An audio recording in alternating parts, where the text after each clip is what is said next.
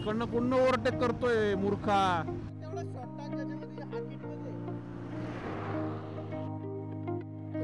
Petrol टाकायला थांबलाय हा.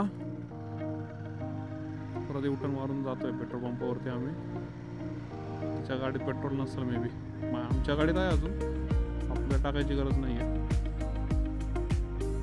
अजून 166 किलोमीटरची रेंज आहे गाडीमध्ये, त्यामुळे आपल्याला तर काही इश्यू येणार नाही अजून टाकायची. नमस्कार मित्रांनो, तुमचं स्वागत आहे परत एकदा माझ्या नवीन ब्लॉगमध्ये. तर आज आपण जात आहे नाशिकला बट्टू हनुमानाच्या दर्शनासाठी आणि माझ्यासोबत माझे 2 मित्र देखील आहेत. तर चला तुम्हाला पण आज दाखवतो आणि तुम्ही पण व्हिडिओच्या माध्यमातून दर्शन घ्या. तर चला.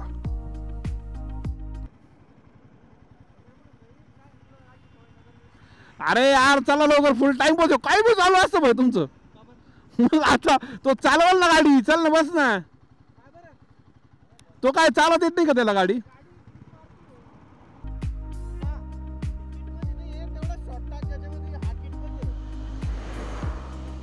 त्याला काय नाही होत, चल. एवढं काय त्याच्यामध्ये किट मध्ये नाहीये. हा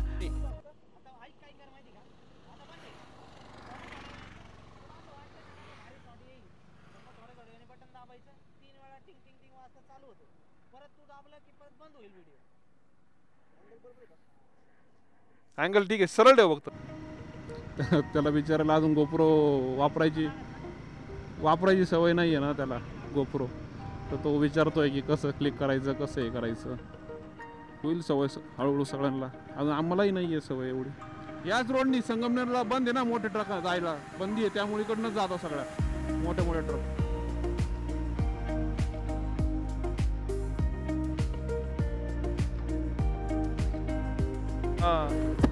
लोक काय उचलत नाही तो कचरा. बघ किती कचरा झालाय.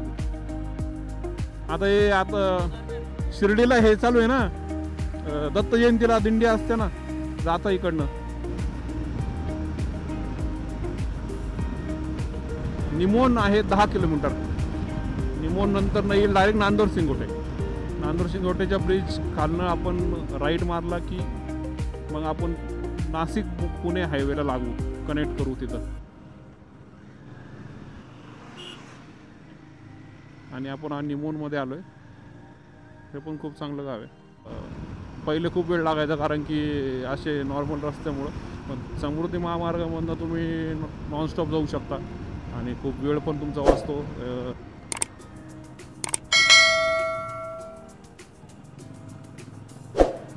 हा रोड सिन्नर MIDC मध्ये जातो ना? अच्छा. आणि इकडं मागा शिर्डी डायरेक्ट ना? हां, सिन्नर MIDC आणि सिन्नर पुढे आहे ना इकडं. हां, माळेगाव MIDC. हां, वापी, मुंबई आणि नाशिक 40 किलोमीटर आहे. हे पूर्ण सिन्नर आहे ना? सिन्नर पण भरपूर मोठं आहे रे.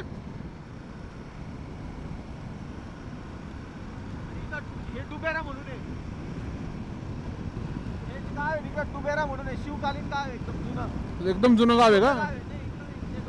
अच्छा, डोंगराच्या पलीकडं. तिथं काय महादेवाचं मंदिर आहे का? महादेवाचं मंदिर आहे का तिकडं? अच्छा. हा, दुबेरा.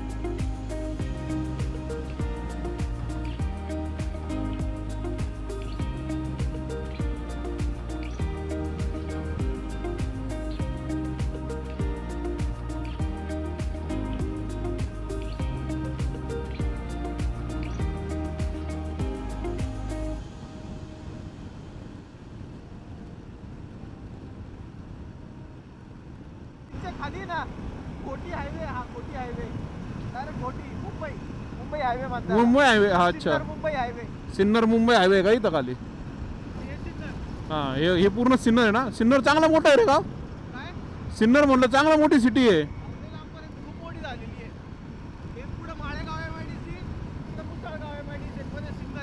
अच्छा, ही माळेगाव आणि मुसळगाव एमआयडीसी मध्येच आहे. क्या हुआ बेटा? नाशिक आहे 26 किलोमीटर. आलो आपण आता जवळजवळ नाशिकच्या. इकडनं कुठनं ओव्हरटेक करतोय मूर्खा. ओव्हरटेक तिकडनं जागा असून बी इकडनं ओव्हरटेक करतोय. एमआयडीसीचा विषय कसा आहे माहिती का? इथून एमआयडीसीला नगर जवळ आहे, हा पुणे जवळ आहे, बरोबर. हायवे कनेक्टिव्हिटी नाशिक जवळ आहे, आता नागपूर पण झालं आता डायरेक्ट. सरळ मुंबई पण जवळ आहे आणि समृद्धीमुळं पण आणि हायवेमुळं जुना हायवेमुळं पण नागपूर पण जवळ पडतं, जवळ पडतं. औरंगाबाद पण जवळ पडतं. बरोबर. स्ट्रेट रोड्स आहे.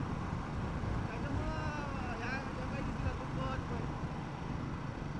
Explain it in your words. आता तुम्हाला हे ऐकायला आलं का माहीत नाही, पण तो असं सांगत होता मला की बेसिकली सिन्नर एमआयडीसी सेंटरमध्ये पडतं. इकडनं मुंबई पण तेवढंच पडतं, पुणे पण तेवढंच पडतं, औरंगाबाद पण जवळ आहे आणि समृद्धी हायवे झाल्यापासून तुम्हाला नागपूरला पण डायरेक्ट कनेक्टिव्हिटी आहे बेसिकली सगळं. आणि रस्ते पण चांगले मोठे असल्यामुळं खूप जास्त महत्त्व दिलं जातं या एमआयडीसीला. कनेक्टिव्हिटी खूप चांगली आहे नाशिक शहराला सगळीकडनं. इकडनं त्यांना मुंबई पण तेवढंच पडतं आणि इकडनं पुणे पण त्यांना तेवढंच पडतं नाशिकवाल्याला. आणि ग्रामीण सिटी म्हणून ओळखली जाते नाशिक. आणि सेटल होण्यासाठी म्हणा किंवा फ्युचर प्लॅनिंग करायचं झालं तर तुम्ही नाशिक सिटी चांगले, कारण की आधी खूप आता अंडर डेव्हलप आहे.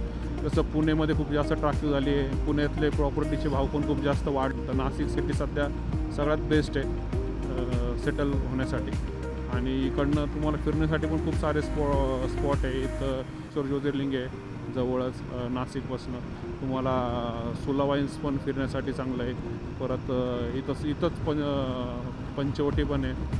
पंचवटीमध्ये फिरू शकता. इथं श्रीरामांनी 14 वर्ष वनवासापैकी काही दिवस इथं घालवले होते त्यांनी. ते पण खूप चांगलं पाहण्यासाठी आहे. गोदावरी नदीचा उगम पण इथनं झाला आहे त्र्यंबकेश्वरमधनं. ते पण भारी आहे बघण्यासाठी. खूप भारी सिटी आहे फिरण्यासाठी पण आणि एक्सप्लोअर करण्यासाठी. नाशिक 18 किलोमीटर राहिले आता फक्त. मी मागच्या ब्लॉगमध्ये सांगितलं होतं बघा तुम्हाला की 3 टोल लागतात पुणे ते नाशिक, त्यापैकी हा एक टोल आहे. तो आता तो फोटोशूट करतोय तर तो तेच सांगतोय, मला एक्सप्लेन करतोय की हळूहळू राहू दे गाडी आणि थोडा डिस्टन्स ठेवून गाडी चालव. बघूया कसे फोटो येत आहेत. तसे फोटो तर चांगले काढतो त्यांनी. आत्ताच किरणचे पण काढले, चांगले आलेत फोटो. तो त्यामुळंच तो बोलला की तुझे पण काढतो मी फोटो.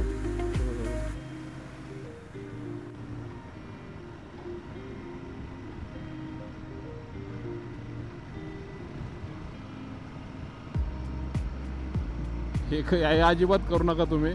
आता काय हा करतोय म्हणून ठीक आहे, जाऊ दे, पहिल्यांदा फोटो काढतोय. पण हे खूप रिस्की आहे. असं फोटो काढायच्या ना आता तुम्ही साईडला गेले, गाडी आली मागणं तर अवघड होऊन जाईल.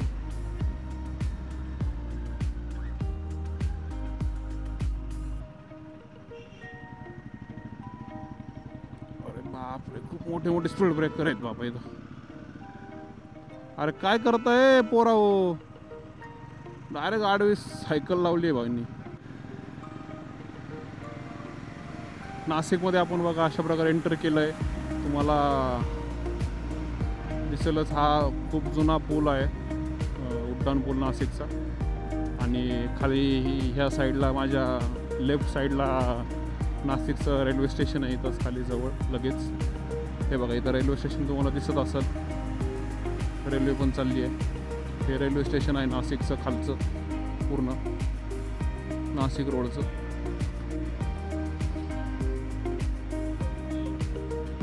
आणि हे आहे नाशिक.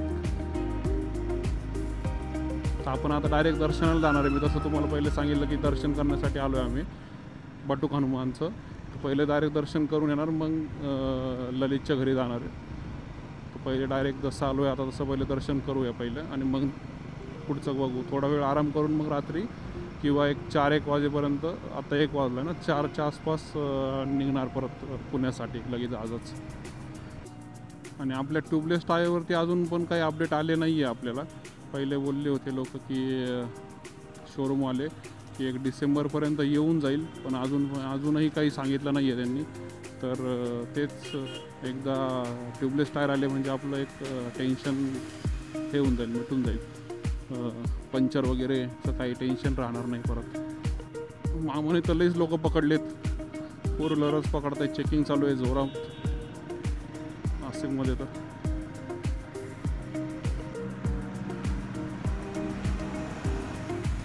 हे लक्ष्मीनारायण मंदिर हे पण चांगलं आहे बघण्यासारखं इथं. आणि खाली आपली जाते गोदावरी नदी. हे बघा इकडं रामकुंड आहे, पंचवटी आहे, मुंबई आग्रा हायवे माझ्या लेफ्ट साईडला आहे. आणि हा सरळ औरंगाबादला राहतो. मालेगाव धुळे मुंबई आग्रा हायवे, जालना औरंगाबाद या रोडला. आणि इथंच पुढं गेलं की ती गाडी दिसते बघा.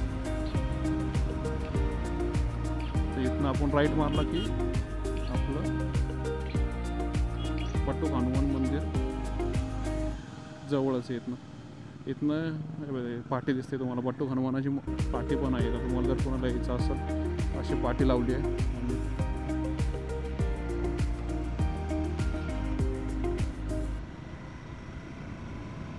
थोडीफार आयसोलेट असं वाटेल तुम्हाला प्लेस आहे, पण खूप चांगलं आहे, पीसफुल आहे. इथं समोर पूर्ण गाई वगैरेंचं हे करता लोक. आणि ते शेजारी ते बघा पट्टूक हनुमानाचं मंदिर. असं खूप मोठं नाही आहे, एकदम छोटंसं आहे, पण खूप भारी आहे. खूप मनाला असं शांती वाटते इथं आलं की, एकदम भारी.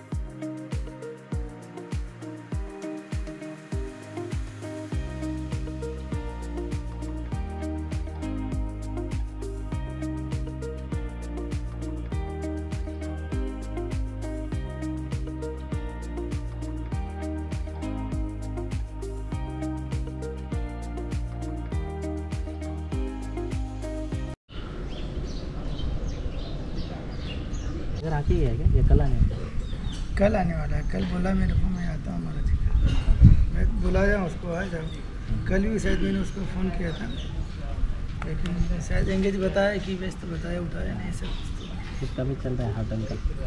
हाँ बोलते हमारे जिस साल ऐसा ही चला गया पूरा दवा।